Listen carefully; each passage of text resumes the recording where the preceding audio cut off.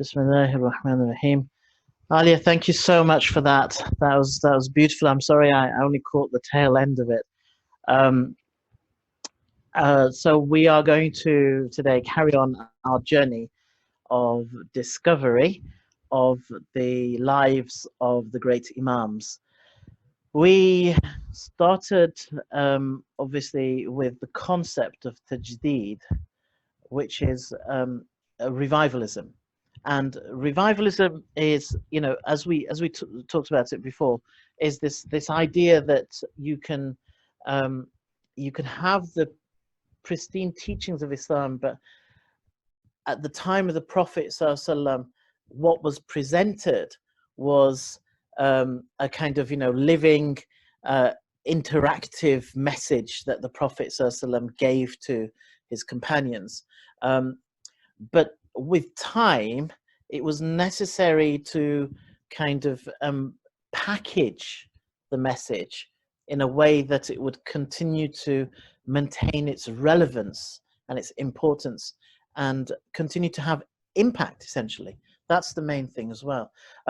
So, we saw the example starting with Hazrat Umar radiallahu an, and the kind of, boldness that he had in every respect, but also in kind of reevaluating the relevance of certain teachings, including even some Quranic injunctions as well. And then we went on to Imam Malik, and you know um, there are some kind of key developments that Imam Malik uh, contributed towards the Ummah with. Um, I just want to go back a moment to the surah of the Quran that Suleiman very kindly did a tafsir on a couple of weeks ago, Surah Al-Asr. Because I think that also has connection to what we're talking about here. Um, and then we'll go back into the Imams, inshallah. So, Surah Al-Asr, أعوذ بالله من الشيطان الرجيم بسم الله الرحمن الرحيم والعصر إن الإنسان لفي خسر. So والعصر, Allah is adjuring his kind of providing asr as an example of something to think about, to reflect on, to kind of swear by. Al-Asr, what is it? Now we know Asr also as the evening, as the kind of late afternoon prayer, don't we? So even if you looked at Asr, by the token of time through the ages, I think Yusuf Ali translates it as, but even if you just look at it as the Asr prayer, or another translation is the declining day.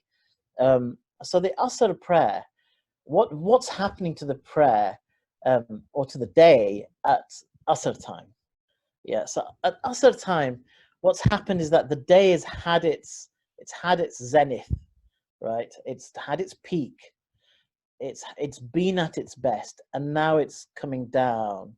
It's heading towards darkness.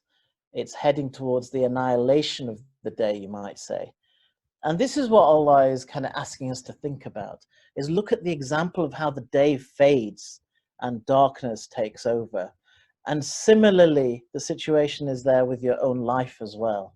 Subhanallah, that, we have our kind of zenith at, I don't know, 30 or something. And then after that, you start to slowly decline.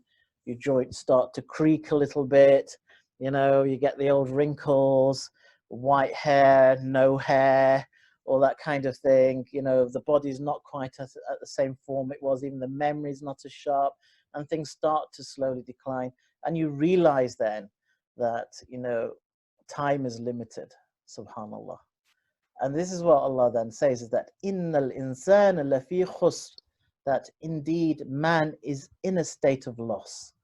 That this dunya is just not there forever, and it's going to come to an end. It's going to fail. Your life is going to fail you, essentially, right?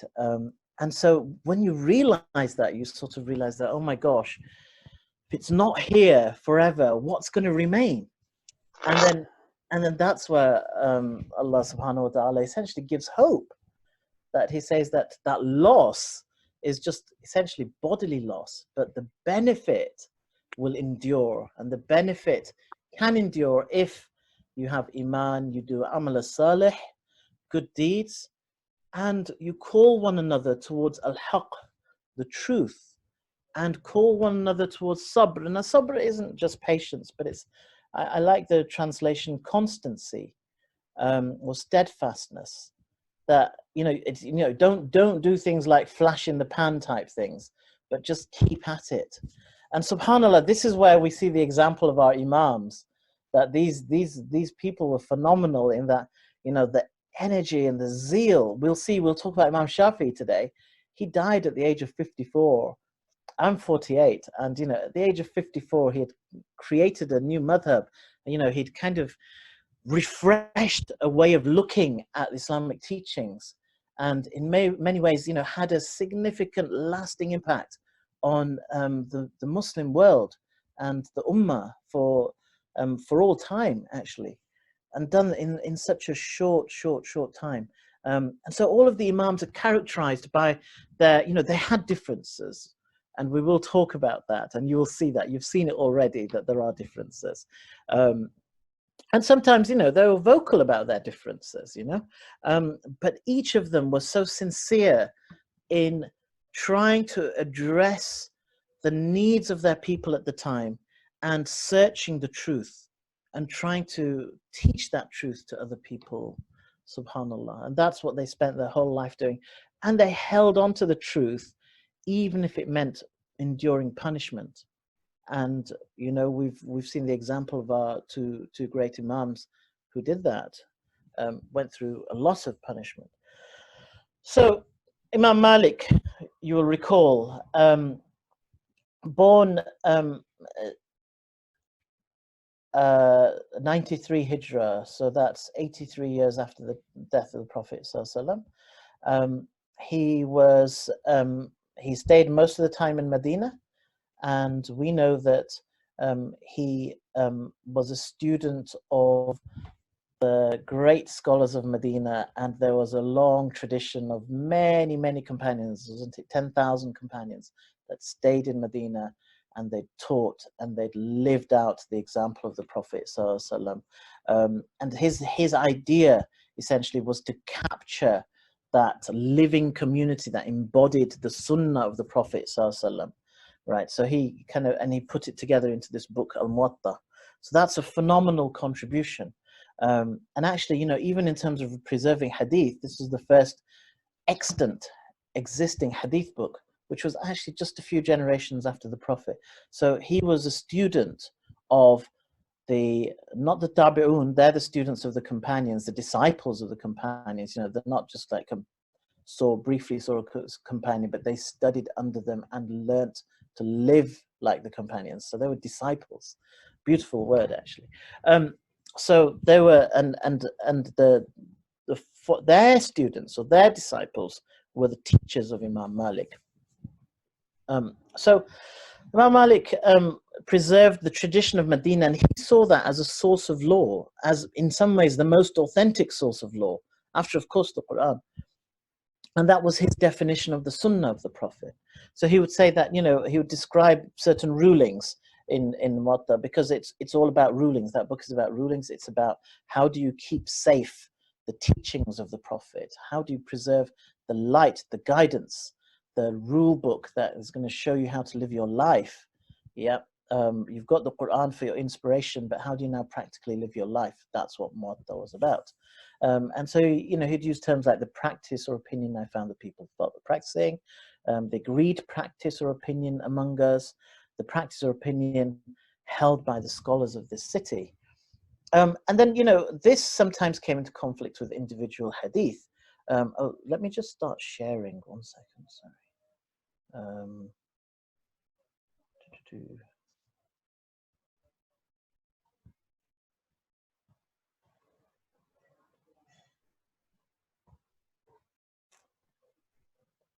Just 1 moment, bear with me.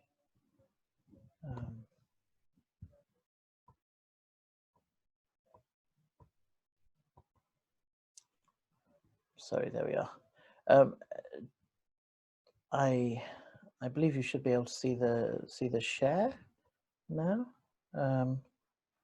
if I'm not mistaken. Right. Please just butt in if you can't see the share. Okay. I think you should be able to see my screen now.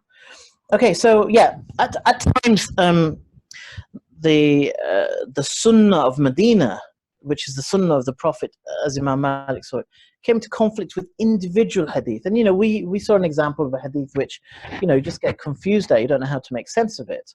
And I promise I will explain that hadith later, but that's going to come at the end of our section that we're covering now in the syllabus.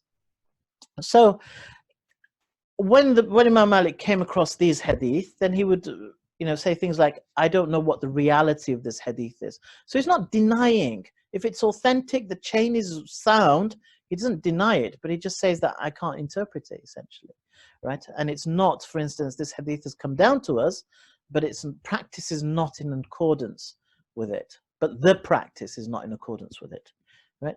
Another point about Imam Malik was that he had a strong emphasis on maslahah. Even sometimes when there is a hadith and there's a teaching of the Prophet ﷺ, so we saw the example in Muwatta where the Prophet ﷺ married someone to a lady just on the basis as dowry of how much Quran he knew. But Imam Malik said, we don't do that, and that I think there should be a minimum of a quarter of a dinar as mahr. Okay, and that was for public benefit, right?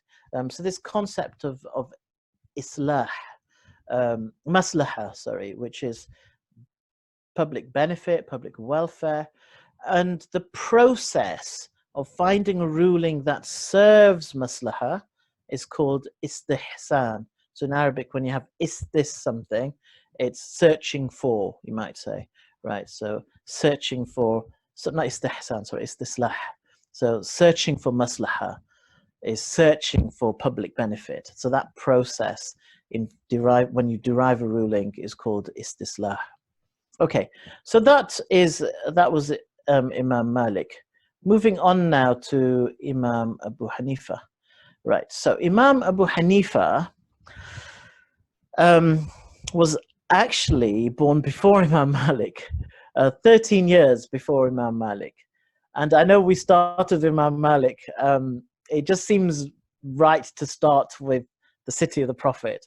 But Imam Abu Hanifa was actually very close to the hadith of the Prophet. He learned from so many, actually, tabi'un. So you can see this diagram here, which makes it all very clear. So, if you've got the companions up there somewhere, I haven't put them here. So you've got the Prophet, then you've got the companions. Now, after the companions, you've got the disciples of the companions, or the tabi'un. And the tabi'un is who Imam Abu Hanifa learnt under. That is very close to the Prophet sallallahu alaihi wasallam. And it's the disciples of the tabi'un who Imam Malik learnt under. So you can see that 13 years later, the generations are kind of dying off. And Imam Malik essentially was the generation after Imam Abu Hanifa.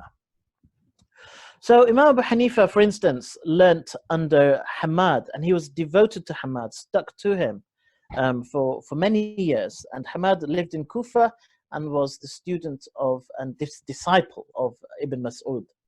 He also learnt under Qatada, who was the disciple of Anas bin Malik, and Ikrama, who was the student of Abdullah ibn Abbas. These were all very prominent companions who narrated hadith and also had a deep understanding of Islam. And what was we then talked about obviously the story of Imam Abu Hanifa and how he died in prison. This is how much he stood up to the truth. Even if he differed with the other imams, they were all connected by their determination to stand up for what they believed in. And Imam Abu Hanifa, how he is a phenomenal intellect, and you could not argue. How Imam Malik, once Abu Hanifa bumped into him, and he kind of essentially took him to task on some of his opinions, you might say. And in the end, Imam Malik, was kind of sweating after his encounter with Abu Hanifa. And he said that, you know, by Allah, if Abu Hanifa told you that this pillar next to me, which is a stone pillar or marble pillar, or probably stone pillar, was made of gold, you would believe it. You know, that was his ability to convince people and to argue, and you know, his just profound intellect and ability to see through arguments and reason. So he would sit with his companions, and sometimes he would hold a position and argue it so persuasive they all followed him, and then he'd argue against it and they'd all follow him because they just couldn't, you know, subhanallah. Anyway, so I'm digressing. Imam Abu Hanifa, what he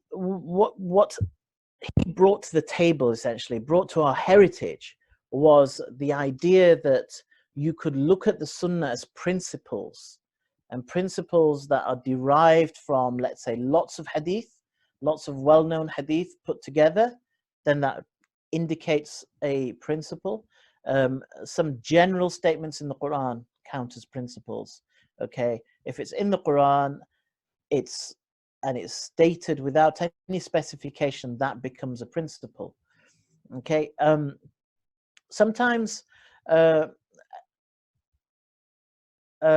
yeah, so if a hadith seems to contradict the Quran, he would say, well, that hadith maybe denotes an exception to the general rule. The general rule still applies, the hadith is just the exception on that occasion. Look at the context. In that context, the Prophet is saying we do this, but otherwise the general Quranic rule applies. Right. These principles make a lot of sense. Imam Malik, what he said makes a lot of sense too. You'll see that they all make sense, but they're actually different. Isn't that interesting? Okay, so what was great about Imam Abu Hanifa is that, you know, he had this strong emphasis on reason because Allah gave him such a profound intellect, and so he would try to find the reasons behind hadith rulings, and establish a broader principle, and then that broader principle could then be applied to new situations. And he explained that when he met Imam Malik, that look, you know, in Medina things don't change much, but where we're coming from in Iraq, there's lots of different cultures, lots of changes, lots of philosophies, people of all kinds of different backgrounds. You know, Medina was almost kind of like purged of non-Muslims. There just weren't any non-Muslims there after a while, you know. So there was the city really had a very stable and consistent kind of culture, right, which Imam Malik could then captivate and take a snapshot of in Muwatta.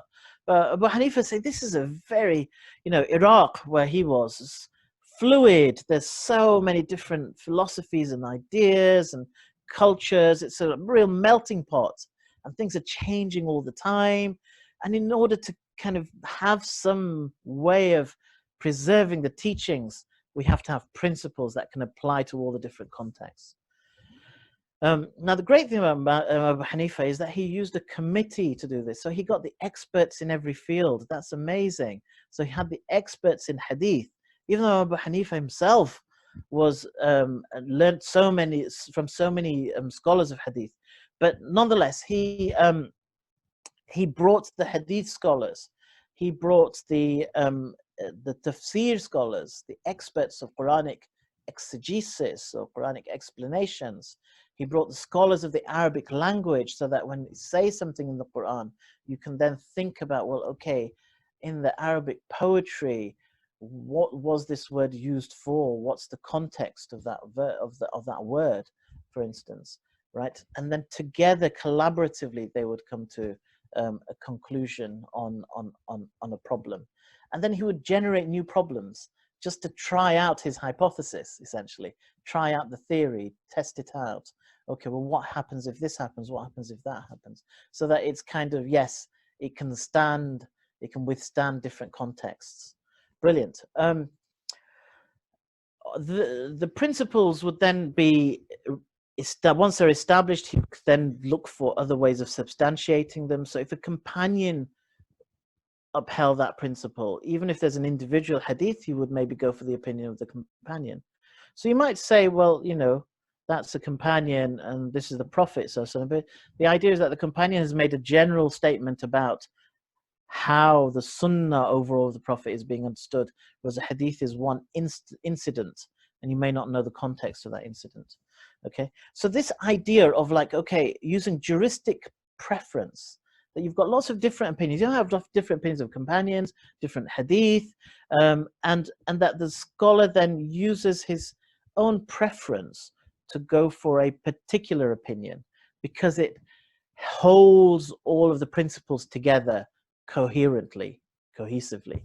Do you see? It's that idea of just going for the best opinion that fits is called istihsan, and that's something that's quite characteristic of the Hanafi madhab. Okay, a solitary hadith, in the same way as the Malikis, the Hanafis generally would not follow them. So Imam Abu Yusuf, for instance, here says that when he was rejecting a hadith, he said that the hadith of the Prophet ﷺ has many meanings and different facets, and it requires explanations which no one comprehends or sees except him who God helps in understanding. In other words, it's difficult sometimes to understand the context of hadith. It's not the case for many of the well-known hadith that we follow, but sometimes you come across unusual ones, and they seem to just be difficult to comprehend. There's another thing about the Hanafis as well, is that they said, well, look, if you've got a community that is living the teachings of the Prophet ﷺ and the Quran, then that community itself almost has, its culture is endorsed, right? These are people that have learnt to live in a particular way that is wholesome and beneficial and holds the society together. So whatever they do that isn't actually in the teachings, but it's like it's been added in, it's become customary amongst the people, you can also count that as a source of law. Because if you did something against the custom of the people, it could cause chaos, right? Then people get really confused. Yeah. So urf, it's called, was also, and the Malikis used urf, but they used it in the context of Medina. Then we know about the students of Abu Hanifa, that he had two famous students, Abu Yusuf. We'll just have a look at this diagram here. You can see there's Abu Yusuf. Abu Yusuf became the chief justice of the Abbasi Caliphate. So even though Imam Abu Hanifa was imprisoned and then died in prison, Abu Yusuf, but it was a different ruler at the time. It was Harun al-Rashid, and Abu Yusuf became his chief judge and advisor. And Muhammad ibn al-Hassan also, his other student, became his advisor to Harun al-Rashid, a judge under his rule. But the chief justice was Abu Yusuf. Abu Yusuf was older than Muhammad ibn al-Hassan. So Muhammad ibn al-Hassan only studied under Imam Abu Hanifa for 2 years. And then Abu Hanifa passed away. After that, Ibn al-Hassan studied, also known as Ash-Shaybani. Ash-Shaybani studied under Abu Yusuf, who was slightly more senior. Anyway, so these two, Muhammad ibn al-Hassan Ash-Shaybani wrote out all the teachings of Imam Abu Hanifa, so that you have volumes and volumes of the Hanafi teachings, his process, his principles, all written by Ash-Shaybani. Of course, others as well. Whereas Abu Yusuf was mostly concerned with actually being an administrator, essentially, and a judge. Now, interestingly, because the chief justice was Hanafi, and he chose judges who had a deep understanding of the principles of the religion. That's what you can call the Hanafi madhab. It didn't even have a label at that time, but it's that approach of being analytical. And when you have new problems, and after all, that's what a judge has, is very new particular problems to deal with, you need someone with that analytical kind of mind and that analytical framework that they've been taught, right? And so obviously there was a preference for Hanafis. The other thing about the Hanafi madhab is that because it had principles, they actually extended into the realm of rulers. So, for instance, foreign policy, there were principles about how to conduct foreign policy, also how to tax people as well, rules of taxation. So it actually became quite easy for governments, empires to take on the Hanafi madhab. It was a kind of offering guidance to them on a plate, essentially. And that is why the Hanafi madhab has spread so widely. So it was the official madhab of the Abbasi Caliphate, of the Ottoman Caliphate, the Mughal Empire, and hence 41% of the Muslim world associate themselves with the Hanafi madhab. Okay, so now we're moving on to Imam Shafi'i. So Imam Shafi'i was born in 150 Hijrah, which is actually the year that Abu Hanifa passed away. So you can see how the generations are getting further and further away from the time of the Prophet. Yes, that radiant light. The teachings are there in Hadith, but that community that was shaped by the Prophet sallallahu alaihi wasallam is now fading, right? Because the Muslim world expanded so much, so many different cultures are coming in, even into Medina, right? But all over the place, a big melting pot of different cultures, different ways of doing things, seeing things as well. So where then is the Sunnah left if it's not embodied in a community anymore? You know, there's so much wealth as well that people are becoming a bit indulgent. That rigor and that, you know, purity that was there at the time of the companions and shaped by the Prophet ﷺ, the whole essence, the message of the religion was essentially beginning to fade. Right. So where do you now find the Sunnah? This is the thing about Imam Shafi, right? So he there's a lot of ambiguity about the early years of Imam Shafi. That one of the kind of best, kind of broadest biographies of Imam Shafi was only written 250 years after he passed away. Before that, the early ones are kind of even more mythological, quite fantastical in the stories about him. So anyway, you know, if we kind of trim it down to bare essence, to know a little bit more about it, Imam Shafi'i basically came from a Qurayshi family, from the Hashimis, which is the branch of the Qurayshi tribe that the Prophet ﷺ came from. He was born in Gaza in Palestine, from a poor family. And what's more, his father died when he was young. As a consequence, his mum took him to Mecca because that's where a lot of her family, or some of her family, were. And she's actually of Yemeni stock. So she thought, you know, there'll be a little bit more support for her and her child there. In Mecca, he learnt under the chief judge. He was a smart guy, mashallah, as you can imagine, you know, sharp intellect and a sharp memory, and also, you know, this phenomenal love for the religion that Imam Shafi'i had. So he was noticed, and the chief judge of Mecca took him under his wing to train him. He'd actually learnt the Quran by the age of 7, mashallah, and actually, while still in Mecca, he memorized the Muwatta of Imam Malik. Now you can kind of imagine, for someone to memorize the Muwatta of Imam Malik, and Imam Malik is still alive, what's he going to want to do? So he went to Medina and sat at the feet of Imam Malik, which is not surprising. He devoted himself to Imam Malik and was with him for the last 9 years of Imam Malik's life. Yeah. And he basically absorbed everything. He already knew the Muwatta, but he also absorbed everything about Imam Malik, and, you know, adored him, basically, which is not surprising. And, you know, even if he differed with him later, as he did on a number of kind of, you know, specific rulings in his fiqh, but he still called him the teacher. Where are we?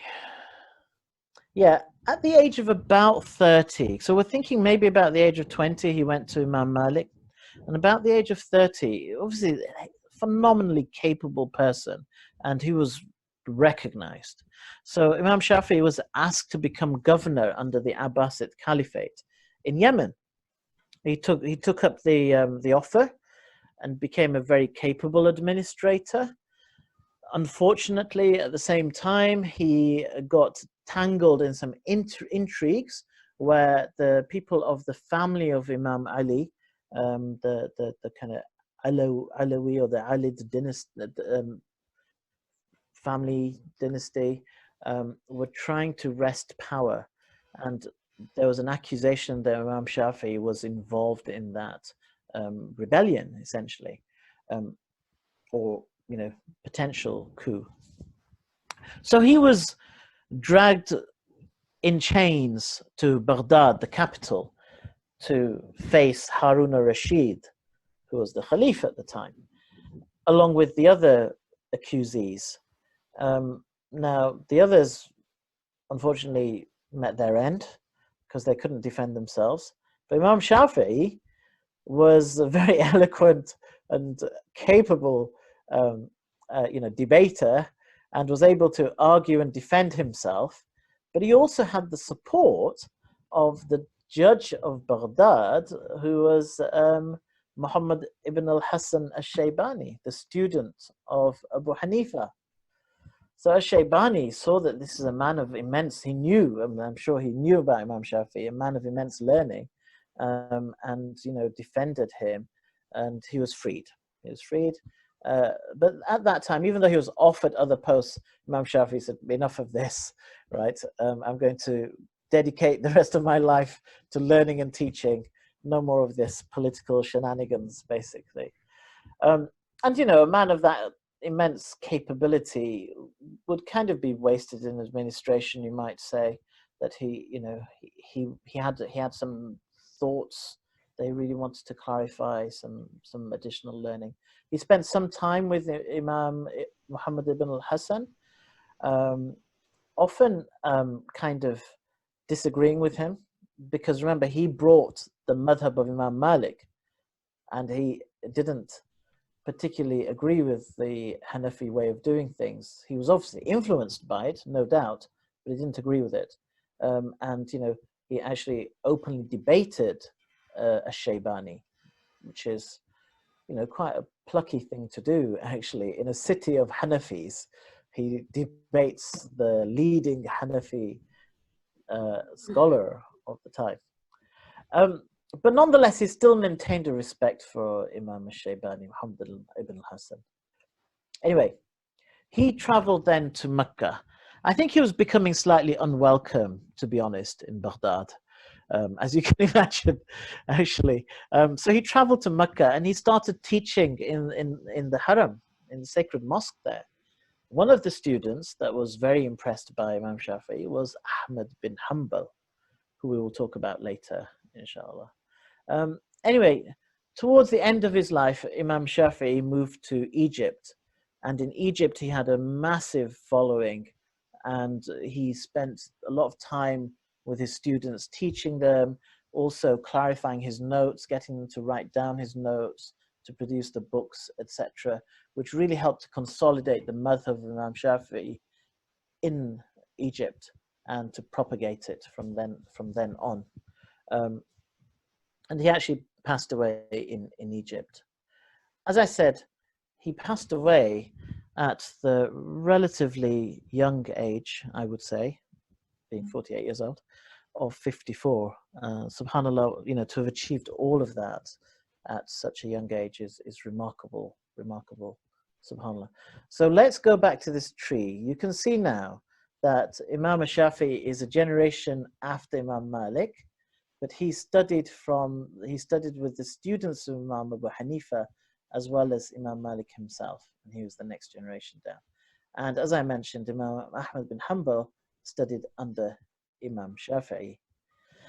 So, one very interesting thing about Imam Shafi'i is that when he came to Egypt, he was supported, and a very good friend of his, who was actually his teacher, was Sayyida Nafisa bint al-Hassan. So Sayyida Nafisa bint al-Hassan was married to the son of Imam Ja'far as-Sadiq.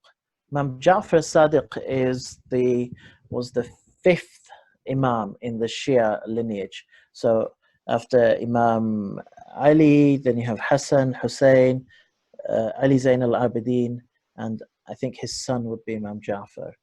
So Imam Ja'far had essentially like a school, a university in Medina, and many people studied under him. So Imam Malik studied under him, Abu Hanifa studied under Imam Ja'far, right? And his daughter-in-law, who would have also been a student, is Sayyidah Nafisa bint al-Hasan. And she was a lady of immense learning. She used to teach hadith. She used to lecture. She actually had her own mosque that she built.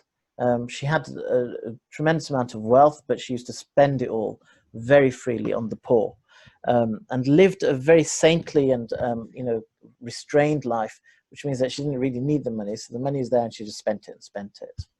And one of the ways in which she spent it is in supporting Imam Shafi'i, paying a stipend to him so that he could actually carry on his learning and teaching. SubhanAllah. But Imam Shafi'i would regularly go to learn under her, and would frequent her house very often as well. And this, that's the closeness he had to his teacher. So much so that when Imam Shafi'i fell ill and he was writing his will, he wrote down, and he knew this was his deathbed. He wrote down on it that he would want janazah to be prayed on his body by Nafisa bint al-Hasan. And that's what happened. So his body was taken to her house.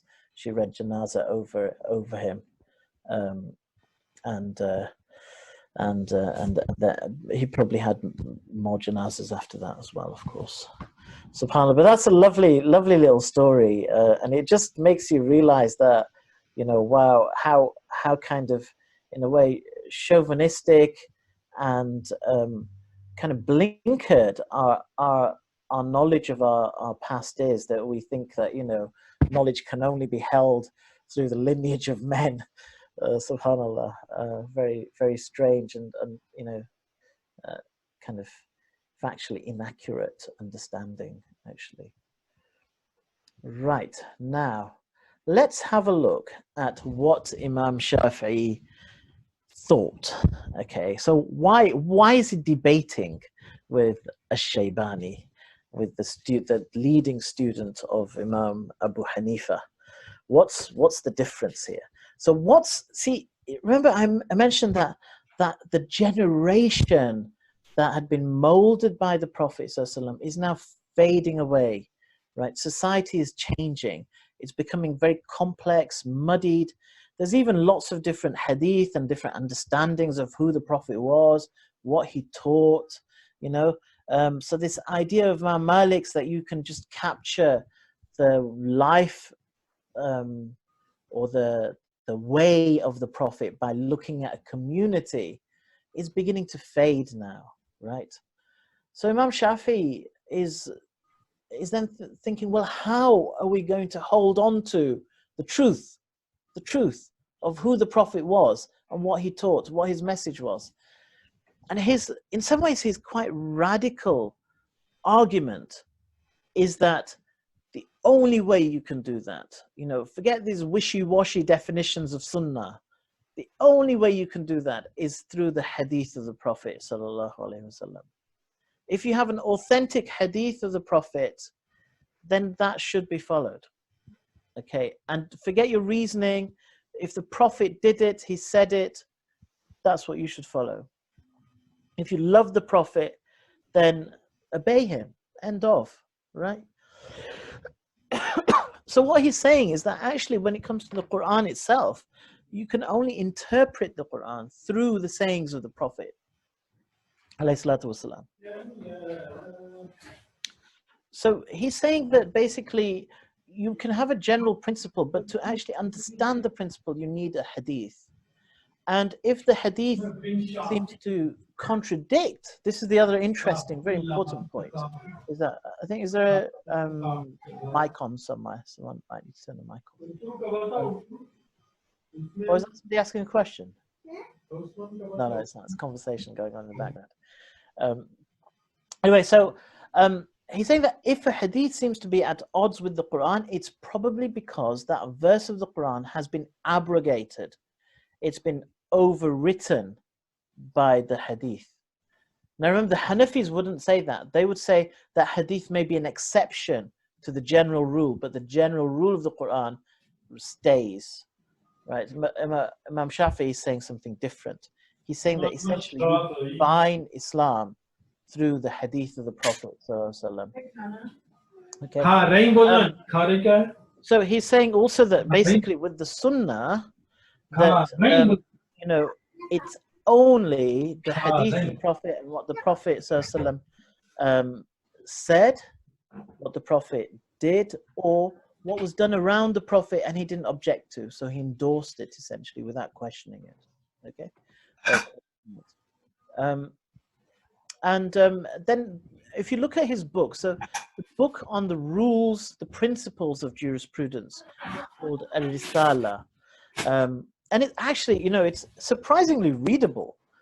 You have a look. It's available online. The translation, obviously. I mean, the Arabic's available as well. But you know, and it's amazing that subhanAllah, Imam Shafi living so close to the time of the Prophet, but the book itself is not in an archaic language. It actually seems very easy to follow, and you know, he makes some very profound arguments to defend his position.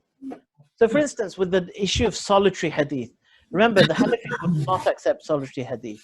They would say, if I'm going to accept hadith to define sunnah, to define the principles, as they call it, a number of hadith, and they would have to be, you know, well-known hadith, right? A solitary hadith is just not accepted.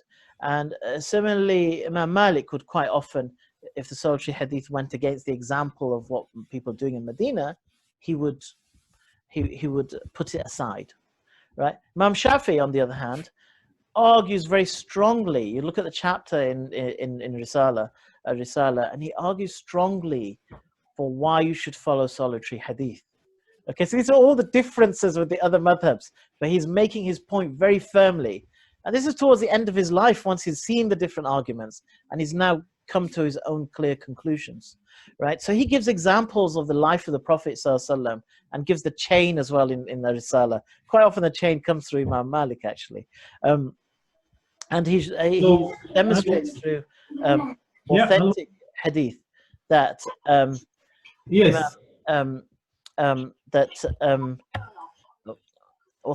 through authentic that when the Prophet ﷺ wanted people to do something, he would sometimes just send an individual to that community, to those people, and say something, and they would follow it if they knew that the person was a reliable authority, right? So, for instance, he gives the example of some companions who were drinking alcohol, and then the news just came that the Prophet ﷺ has banned alcohol altogether, and they had a little conversation amongst themselves and decided just to break the vessels, pour the booze, basically. So that, you know, and there's lots of examples of that nature. I mean, you could say that that's a slightly different context to solitary hadith, where here there's a prophet sending a message to people, right? Whereas that could be just an observation or an individual instance where the prophet had maybe said it to one person or two people, and the context may not be the same. Allahu Alam. But you know, that's in the nature of the debate here. Okay. The other thing that he was very firm against was reason. Even though he used reason to argue his points, of course, but the use of reason to derive new rulings, he was very cautious about. So he did not like istihsan. Remember, we talked about how the Hanafis would use that principle or that process of looking at different opinions and going for the one that best suits to maintain a kind of coherence in the principles, right? He didn't like that at all. That's too much free thinking. Because the thing is, he's saying, well, look, you know, people can free think in all sorts of random directions and come up with all sorts of different opinions. When you actually have the opinion of the Prophet ﷺ in front of you, why are you going for all these other opinions? And it's not like that, you know, there's a uniformity here. There's actually different opinions, right? So why would you abandon what the Prophet ﷺ is telling you and go for these other opinions? Sound argument, isn't it? Also in the issue of qiyas, analogy. So basically, the Hanafis would use qiyas above a certain number of levels. to look at kind of underlying reasons. And what we mean by that is that, you know, if you've got a ruling and then the situation changes, and you know there's a hadith, let's say, on that rules a particular thing, and situations change. The question is, well, how far back do you reason the purpose of that hadith or ayah, for that matter, to then apply it to a new situation? Okay, I could give, to explain the concept of qiyas, I could give the example of, let's say there's a verse in the Quran where it says that you don't say uff to your parents, right? Interestingly, we still use uff in English as well, don't we? So does that mean that you can call your parents nincompoops? That's not saying uff. The Quran only prohibits saying uff. Or if you say, oh no, not again, would that count? Is that sinful? I haven't said uff.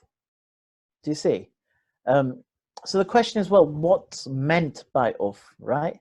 Now, if you could say that, well, uff means exasperation, that's very close to the actual meaning of uff, right? So you could say, well, any expressions of exasperation can be analogized as being the same as uff, right? So, oh no, not again is an exasperation. Get it? So you could say, well, that's, you know, maybe under the, I don't know the exact answer to this, but maybe, I mean, there's other things about lowering the wing of kindness, so I'm just using this to illustrate the point. But, you know, the Shafi'is might say, well, that level of qiyas, that level of analogizing is acceptable because it's just very close to the original purpose of that uff. But you could say, and maybe the Hanafis could argue, well, uff is just an example of disrespect. It's exasperation, but it could be any kind of disrespect. Do you see? In which case, anything that you say that's disrespectful and not becoming of that relationship between parent and child is included in uff, and any other expression can then be analogized to be prohibited in the same way that uff is prohibited. Yeah. So this is the approach of Imam Shafi'i. What he's saying is, stay really close to what is actually taught. Don't think too much, because the Prophet came to show the way. So if he's showing it, just follow it. It's there, right? So if you then look at what are the things that Imam Shafi'i is saying you stick to. Okay, so remember how we had istislah, which is maslaha in the Maliki madhab. You have urf in the Hanafi, which is customs. You have istihsan in the Hanafi madhab as well. You accept the opinions of companions in the Hanafi madhab, right? Imam Shafi'i says, no, keep it pure, and he gives all the arguments for this as well, right? So he says that basically Quran is your first source, as long as it's then explained by the Sunnah, okay? For law, this is for law, for rulings, not for inspiration, of course. This is actual law for what to do, guidance, right? Then the authentic hadith, even if it's a single hadith, right? And he says that that essentially has an equal footing to the Quran, because it's interpreting the Quran, yeah? That the Prophet was the walking Quran. And then he does accept ijma. Now what he says, so ijma is a bit like, so it's the Shafi'i version of urf, of the customs. Because what he says is that, okay, acceptable if all the Muslims across all the lands have agreed to this particular practice, then I can say that, yeah, fair enough. Because otherwise, what's happening? He goes to Baghdad, to Iraq, and he looks at what people are calling custom, and he says, whoa, well, this is madly different to what the people in Medina call custom. How can they both be the Sunnah? How can you both accept both of these as Islam? Do you see the point? So he's saying, no, only if everyone agrees across all the corners of the globe, then you can call that ijma, he calls it then, right? Consensus in the Muslim community. And then qiyas, which we talked about, analogical reasoning. So he uses that he says only very limited, very close to the original hadith and the meaning of the hadith, then you can use it for a new situation. Otherwise, if it's straying too far with too much analysis, that's not, you're straying away from what you can confidently call Islam. Yeah. So, there's a couple of quotes which nicely explain the kind of approach of Imam Shafi. So, for instance, where his contemporaries and their predecessors had engaged in defining Islam as a social and historical phenomenon, Shafi sought to define a revealed law. In that, the Hanafis and the Malikis were essentially saying that Islam is what's lived through the teachings and inspiration of the Quran and the Prophet, his companions, their followers, the community that was inspired by this, the living embodiment of those teachings was Islam. And Imam Shafi is saying, no, Islam is specified by legal sources, primarily Quran and authentic hadith. Yeah, it's quite different. Also, Shah is a very famous sort of Islamologist, you might say.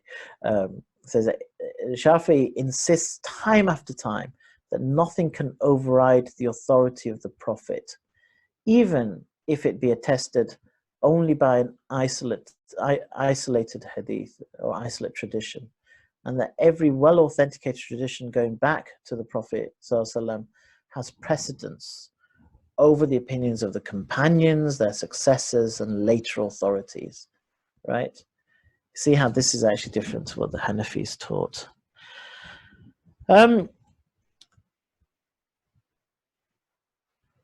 Right, yeah. Let's just finish off with this question of new problems. Okay, we will talk about Imam Hanbal on the screen. We'll cover him next time, inshallah. So what then happens with situations that are very different to the time of the Prophet sallallahu alaihi wasallam? So the Hanafis and the Malikis had two different approaches to this. The Malikis would still call it Islam, yeah, and still say that this is what Allah wants you to do, essentially. But he would rule for public benefit, even if there's no teachings. There might be some general principles, some general guidance from Islam on this, but there might not be any specific teaching on this, okay, but it's for the public benefit. Then he will still make a ruling, and he will call it maslaha mursala. This is benefit, but it's kind of disconnected from any source. The Hanafis, of course, had so many principles that could be extrapolated into all kinds of. I remember Imam Hanifa would sit there doing what ifs with any kind of scenario he can think of, or his team could think of. So they would have solutions for just about every new problem, right? Now Imam Shafi said that, look, if you have a new situation, by all means, you have to follow the law. If you have a new situation and that is not the domain of scholars, it's not the domain of faqihs. These are people who make rules of guidance for Muslims. It's not their domain. It's the domain of the rulers. And the rulers can make whatever laws they need to keep society alive. Got nothing to do with Islam, got nothing to do with the Sharia, right? He's not saying it can't happen. He's saying it's just not related to Islam. Islam is what the Prophet ﷺ taught, brought. That's Islam. Do you see the difference? So like traffic lights, for instance. Now, the Malikis and the Hanafis might extrapolate and say that this is part of Islam, right? It's haram to go through a red light. And Imam Shafi will say, don't bring religion into this, essentially. He would say, well, you'll get into trouble if you don't follow the law, okay, but it's not related to your religion specifically, because there's no guidance directly from the hadith on this.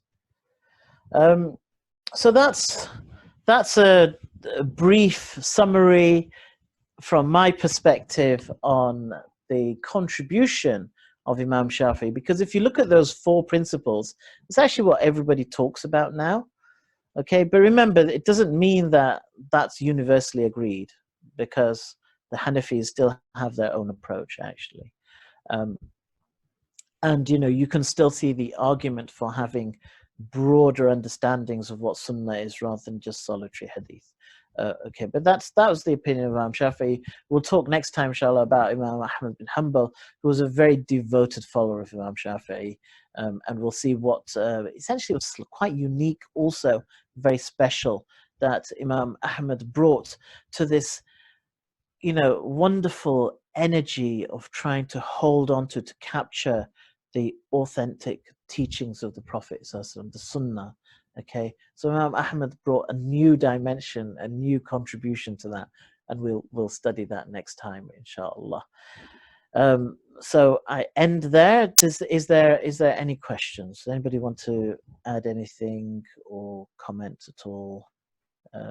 Please do step in.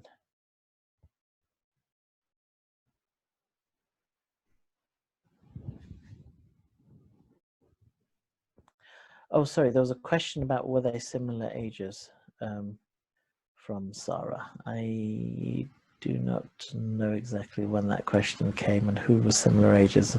To be honest, I might struggle to answer that question. I have to actually look at their when they were born and stuff. Those things can be found out if you want to know. If you tell me who it was you're asking about, and then I could find out for you, inshallah. Okay, any other questions? Anybody want to pipe in with a question? Anybody want to tap in a question? By all means do. Otherwise, we'll wrap up. So inshallah, what we will do next time is we'll go through Imam Ahmad quite briefly, because as you can see, as well as slightly telling the story of these people, largely what we've been doing is looking at actually what they brought to the table, their unique contributions to preserving Islam, because in each age, preserving Islam required a different approach.